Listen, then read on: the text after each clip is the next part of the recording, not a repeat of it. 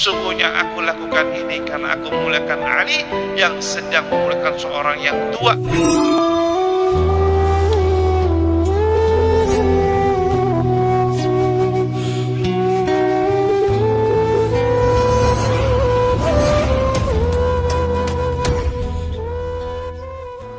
Suatu ketika Sayyidina Ali karramallahu wajhahu radhiyallahu anhu arda, pernah suatu ketika beliau ini jalan buru-buru kepingin salat subuh bareng-bareng sama Rasulullah. Dia udah buru-buru, mungkin dia sudah telat bangunnya, dia buru-buru. Falaqiya shaykhan fi tariqi yamshi qaddamahu ala sakinati wal wagar fi sikakit tariq. Kemudian dia dapatkan seorang yang tua, sudah tua, dia jalan pelan-pelan, jalannya tenang, pelan-pelan, di tengah-tengah jalan. Di dalam sudut perjalanan, orang tua jalan pelan-pelan.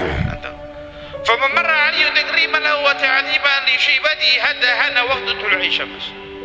Sayyidina Ali nggak mau ngelangkahin duluin, nggak mau nyerobot orang yang sedang jalan tua-tua. Dia pelan-pelan. Sayyidina Ali jalan di belakangnya, diikutin.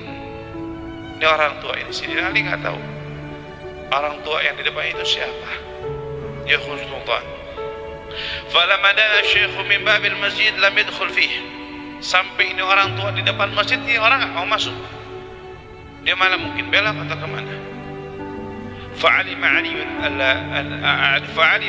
annahu minan nasara. Maka ternyata Sayyidina Ali tahu, oh ternyata orang yang tua tadi itu bukan orang Muslim, orang Nasara, orang Nasrani yang tidak seagama, sepaham dengan dirinya. Fadakhala masjid fawajada Rasulullah sallallahu alaihi wasallam fi ruku'. Maka Sayyidina Ali masuk ke dalam masjid dan mendapatkan Nabi Muhammad sedang ruku'. Jadi Sayyidina Ali ini gak pernah ketinggalan satu rakaat bersama Rasulullah. Selalu sholat, tidak pernah tertinggal. Tapi itu hari Sayyidina Ali jalan pelan-pelan, yang hati kecilnya dia kepingin buru-buru datang ke masjid, pingin sholat bersama Nabi, duduk di belakang Nabi. Tapi hari itu ada seorang yang tua yang menjadikan terlambatnya Sayyidina Ali dalam masuk ke dalam masjid. Tapi subhanallah, Nabi masih dalam keadaan ruku'. Falamma faraga min salatihi qalu ya Rasulullah lima tawalta ruku' fi hadis salah. Setelah sudah selesai salat, Sayyidina Ali beranikan diri nanya kepada mertuanya, kepada gurunya, kepada pendidiknya, ya Rasulullah, biasanya kamu ini, engkau ini ruku' ini enggak lama begini, kok ini kenapa agak sedikit lama ruku'nya? Ada apa wahai Nabi Muhammad? Apa yang menyebabkan ruku itu menjadi terlalu lebih lama daripada biasanya? Apa jawab Nabi? Faqala Rasulullah sallallahu alaihi wasallam, "Lamma raja'tu wa qultu subhana rabbiyal 'azim kama kana wirdi wa aradtu an arfa'a rasi ja'a Jibril wada'a janahu 'ala dhahri wa akhadhani tawilan falamma rafa'a janahu rafa'tu rasi." فقال لما فعل هذا؟ قال ما سألته عن ذلك. فضر جبريل وقال يا محمد إن عليا كان يستعجله للجماعة فلاقي الشيخ النصرانيا في الطريق ولم يعلم أنه نصراني فأكرمه لأجل شيبته وما مر عليه. Ketika Sayyidina Rasulullah alaihi salatu wasalam sedang ruku, malaikat Jibril datang, turun, dia bentangkan yang namanya sayapnya di dalam pundaknya Rasulullah. Ketika Nabi baru membaca Subhana Rabbiyal Azim, waktu saat beliau sedang ruku, saat tersebut malaikat Jibril dia bentangkan, dia punya sayap di pundaknya Nabi Muhammad, dia lamakan sengaja. Kenapa? Sampai Sayyidina Ali datang, baru itu yang namanya sayapnya diangkat. Setelah selesai, turun malaikat Jibril mengatakan, ya Rasulullah, sesungguhnya aku lakukan ini karena aku memuliakan Ali yang sedang memuliakan seorang yang tua, karena dia berjalan di belakang orang Nasrani dan dia tidak tahu siapa orang Nasrani tersebut. Faqala fa'amarani Allah Ta'ala an akhadaka fi ruku' hatta yudraka ma'aka Ali salat al-fajr wa amara Allah Ta'ala Mikail an ya'khudha asy-syamsa bi janahi hatta la tad'a bi hurmati Ali radhiyallahu anhu. Bahkan saat tersebut, kalau emang udah saatnya waktu itu munculnya matahari, malaikat Mikail dia datang, dia tutup, dia tahan itu matahari untuk muncul. Kenapa? memuliakan Sayyidina Ali, karena Sayyidina Ali dalam hatinya ingin sholat dan tidak tertinggal bersama Rasulullah Shallallahu Alaihi Wasallam.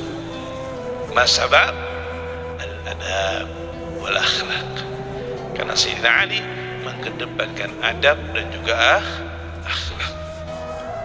Bagaimana dengan kita yang mau ngaji, kita malah bentak orang tua kita?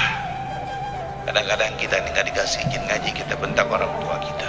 Bagaimana dengan kita yang mau ngaji, kita penggal mobil, motor orang lain, kadang-kadang kita lempar dengan yang namanya batu, dengan yang namanya lain sebagainya, demi kita bisa mengikuti hawa nafsu kita untuk hadir majlis. Hati-hati, syaitan itu pintar, syaitan itu cerdas. Syaitan yang ngerjain orang yang hadir majlis taklim dengan orang yang gak pernah hadir majlis taklim beda levelnya. Syaitan itu ada kelas-kelasnya. Syaitan yang ngerasuki, ngajakin, ngerayu orang tukang mabok, tukang zina, sama syaitan ngerayu orang yang mau hadir majlis, itu beda rupanya. Kelasnya juga beda, levelnya juga beda. Lebih susah berat beban tugasnya. Kenapa? Kan dia tahu ini bakal menjadi pencetak untuk penerus estafet dakwah Nabi. Nah, oleh sebab itu jangan sampai kita tertipu dengan yang namanya pahala sehingga kita malah meninggalkan adab dan akhlak, khususnya di jalan-jalan ketika kita mau hadir majlis atau ketika kita mau pulang. Yang membedakan ahli majlis dengan bukan ahli majlis adalah yang namanya akhlak. Kalau dia datang dengan akhlak, pulang dengan akhlak, menjaga tata tertib, ya, semuanya diperlakukan, maka berarti dia ahli majlis. Tapi kalau dia tinggalkan itu semua, maka dia bukan cerminan daripada ahli majlis. Apalagi kalian datang di rumah bawa niat yang baik, niat yang lempeng, ya Rabb, lihat hadir majlis, pahalanya buat kedua orang tua saya untuk melakukan begini. Biasakan itu semua. Biasakan ketika kita mengerjakan amal kebaikan, niatin pahalanya buat kedua orang tua. Sebagaimana saya selalu melakukan dan melazimkan ini, apapun itu, niat dakwah, pahalanya buat orang tua, buat guru.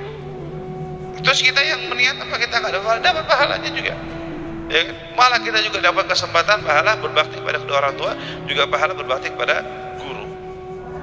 Niatkan, ya Rabb, saya datang niat buat hajat saya begini, saya niat begini ya Rabb, saya niat begini ya Rabb, saya niat begini ya Rabb, maka kabulkanlah ya Rabb di majlis yang mulia tersebut. Niat yang baik, sampai jaga akhlaknya, jaga tata tertibnya, agar kita mendapatkan kebaikan insyaallah. Mudah-mudahan Allah jadikan kita orang-orang yang lebih berakhlak, dan jadikan kita lebih beradab, dan kita jadikan Allah Subhanahu wa taala sebagai hamba-hamba yang jauh lebih baik lagi daripada yang sebelumnya. Amin Allahumma